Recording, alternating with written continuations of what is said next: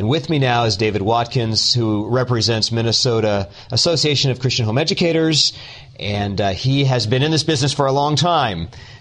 He's got 8 children, 13 grandchildren, 4 are married, I understand. Welcome to the program, David. Glad to be here, Kevin. We appreciate the ministry God's given you. Yes. Well, you've been at it a long time. I think you've been at it longer than I have. I've been in this business for 13 years with Christian Home Educators of Colorado and with the Generations broadcast.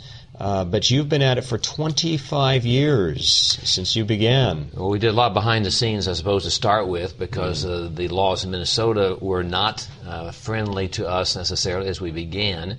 But the legislature was given instruction by the Supreme Court to redo the law because it was unconstitutionally vague. And so in 1987, we received a law that was signed into back into session, actually, by a governor who we were surprised was surprisingly homeschool friendly. So since that time, we were able to at least do it legally, and then this year we had a great area of mandate reduction. So that was even a greater freedom for home educators. Which is amazing because, you know, it's not a normal circumstance where governments will ease restrictions in the present day. I mean, we're constantly seeing the growth of government, the extension of regulations here and there, even lemonade stands, by the way. Yes. I mean, they are controlling lemonade sales all over America. We've done some programs on that recently. But amazing that God has gone before the home education movement, and even to this present year in Minnesota, He has enabled you to ease the restrictions on home education in your state. I mean, what a blessing. It really is. And the person who was the lead author of the bill originally in 1987 that was signed into law was still in the legislature, in the Senate. She is retiring after this particular session is up. And so she was able to carry another bill for us that was really outstanding. So we have a surprise for her next year at the conference. Yeah, good. Well, this is indeed the providential blessing of God on your state and on home educators in your state. And but let's get back into history. Why did you folks begin to homeschool? How did you get into it yourselves? Well, that's a great question, because our heart has always been to train our children for Christ. I was saved in college in 1969, and when God changed my life and turned me around, my focus at that point was the first place to find a godly wife, and God made that possible within a couple of years. And then we wanted our children trained in the ways of God, and so one of the things for us was to make sure they had a Christian value system in education.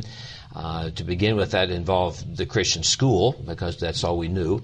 And then homeschool came on the horizon, more of the, I suppose, the pioneering type of movement, although there were those who had gone ahead of us. And we saw that the value system that we could communicate to our children, where we were the primary influencers of their lives, really made sense to us from a biblical perspective. And we saw the needs of various children that we had who had different needs, and we knew one-on-one instruction was exactly what they needed.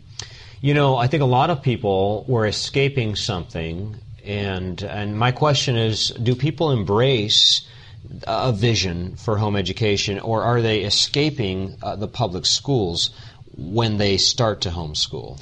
I think it depends on the perspective, Kevin. There are some who I think God uses the awareness that the public school is completely anti-God, and the what I call the educrats and those who are controlling the actual decision-makings. There are a lot of wonderful teachers that are in the public schools, so we're not beating on the public schools, but we are concerned about the system and the worldview that is being portrayed. Right. And I think a lot of more and more parents are seeing that particular worldview as a threat to the family, and it is, as a threat to godly instruction, and it is.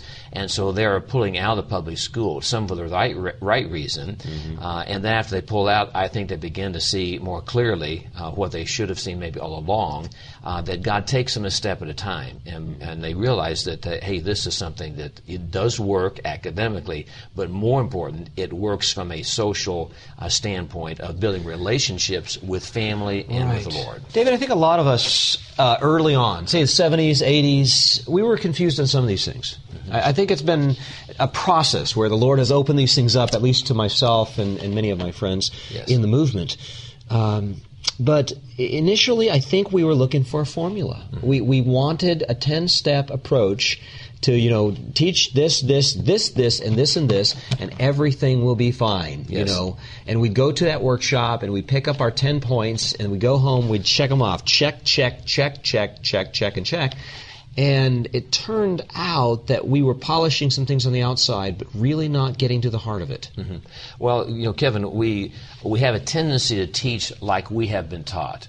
And so when we're looking at the public school sector, for instance, and they say that you can't teach your child because you're not qualified. Mm-hmm. Well, what they mean by qualified is they've taken a certain number of subjects and they've passed those subjects to the satisfaction of someone else. And so they think that they're qualified, when in reality what we're looking at is a relationship that takes the facts and sees it from the proper perspective, and then that truth is communicated. And when the truth is communicated, that's what sets people free. I mean, Jesus is the one who told us that. It is not the body of truth, it is the person of truth who sets us free. Well, David, the very heart of what we're all about, I know it's very, very odd, for people who are listening and say, wow, a program on education, and here we are at the very, very pinnacle of homeschool leadership in America, and we're talking about relationships? This is the heart of it? I mean, people were thinking that they were going to get some information on how to develop good character, how to get their kids into Harvard, and how to get a good job so their kids will be making $120K a year by the year 2012 or whatever it is. But that's not what we do.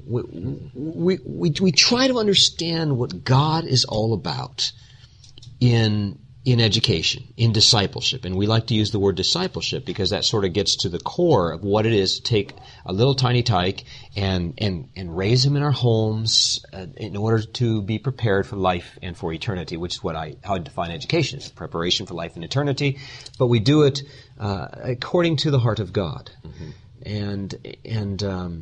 And you say it's relationships. Relationships are key. The relationship with Christ is key, mm-hmm. and that's important in Christian home education.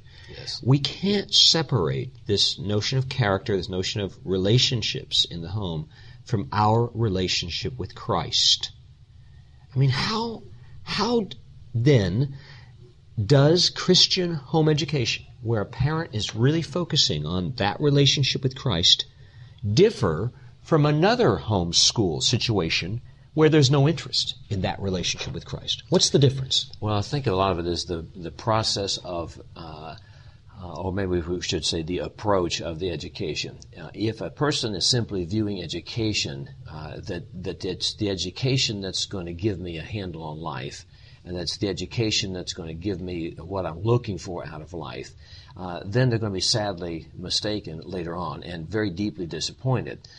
So what the difference is between someone who is looking at home education as simply the educational model, or are they looking at home education as a relationship-building issue that is part of an overall life process? So education itself, in probably the true term, and you've kind of hit on it in your definition of education many times, is that relationship building that not only starts at a moment in time, but moves through progressively to maturity and beyond.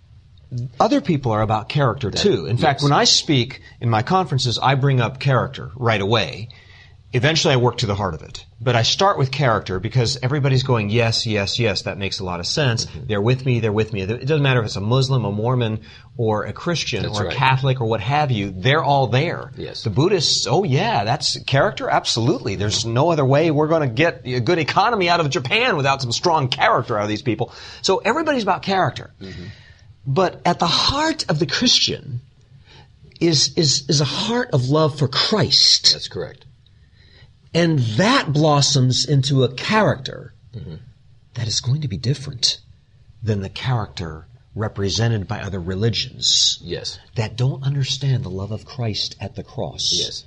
And that's a difference. Mm-hmm. That's going to be a difference. We've got to minister that love relationship to our children. I mean, you have to teach it to them. Mm-hmm. And hopefully by God's grace and by the opening of their eyes, the regenerating power of the Spirit of God working, we work, and the Spirit of God we trust is working. Our children's eyes will be open, that relationship will form, and as you said, continue to develop And I like to say we water the plants. Yes. We water the plants. We water the plants. And one day those little plants will grow up, hopefully, and yield 30-fold, 60-fold, 100-fold. Yes, as correct. you just said. Yeah. But we really want love there at the real core of it. Yes. Love for Christ. Yes. Well, now let's talk about relationships within the home now. We talked about relationships with Christ. Mm-hmm. Let's talk about relationships in the home, because this is also the heart of it. Yes. We need to cultivate a relationship with our own children, and they with us. Mm-hmm. That relationship, again, I think of words like honor and love as the words that God uses in His Word. He wants our children honoring us, but He wants us loving our children as well. Mm-hmm. You know, relationships is this fancy word. We use it a lot. But really, it's kind of a word that creates a context for love, really, isn't it? Isn't that what we're talking about when we talk about relationships? Yeah, you know, and when we talk about character can be mimicked. Right. On the outside, of course. Or faked, or yes. just a hypocritical facade. Right, and sometimes with the best intentions. Mm-hmm. So we don't set out to deceive people most of the time. There's Sure. that element, but Mm-hmm. most of the time we don't. But true character, and you take the fruit of the Spirit, for instance. Yes. The fruit of the Spirit is the result of a proper relationship with Jesus Christ. Yes. Because the fruit of the Spirit, if I say, I'm going to love somebody today, I cannot in my own power love someone. Mm-hmm. I'm going to be good to someone today. Well, I can do that. I can do a good thing to them. But that doesn't change my character inside. The heart of it. Right. And so what the issue is, the motivation that drives that, that's where the relationship comes in. In the home, mom and dad have to be able to demonstrate that too. So part of home education, we've held kind of for a long time, is that home education is not for children; it's for the parents. We're learning more Sure we than are. parents, Mm-hmm. more than education. Mm-hmm. So we're learning how to respond to crisis. Yes. What happens when things don't go well that Yes. day? Yes. What happens when there's a health issue Right. that interrupts your homeschooling? Those kinds of issues, how do we respond? Mm-hmm. How do we deal with the crisis? What happens if somebody's bitter towards us? And so those heart issues of forgiveness and release of a person from bondage, in the sense that I'm holding them hostage in my own emotions. And when I can learn to walk with God in that way, then what happens is God takes control, and the love of the Spirit, or the fruit of the Spirit, shows itself, because God's working inside of me, and it's not me trying to manufacture something. It's God doing it through me. I mean, it's a totally different concept than what we're used to. So your child offends you in the home for the 476th time that week. Okay, you know the scenario. That's right. And the temptation is to grow bitter, to start yelling, to throw down the pen, saying, "Well, I'm done with trying to teach you math." You know the scenario only too well. We all do. At that point, what we need to do is we need to look up to the cross of Christ. Mm-hmm. We need to remember who we are. Yes. And we need to know who Jesus is for us and Yes. to us. And to know that He has loved us and forgiven us $600 billion. And so we can forgive them another $100 here and $47 here. Yeah, that's right. And that's really I think the vertical plays off on the horizontal, doesn't it? I mean, our relationship with Christ feeds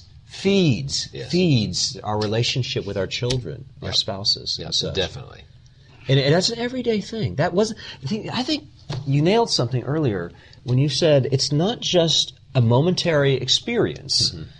It's a lifetime of learning the love of Christ, the forgiveness of Christ, and then living that out. Yes. See, we try to manufacture life. We cannot do that. And so when we see life moving, we try to figure out what starts it. We try to figure out how does it keep going, how does it reproduce, and things like this. And so we're always trying to look for a formula or mechanical operation. But God is the one. He's the source of life.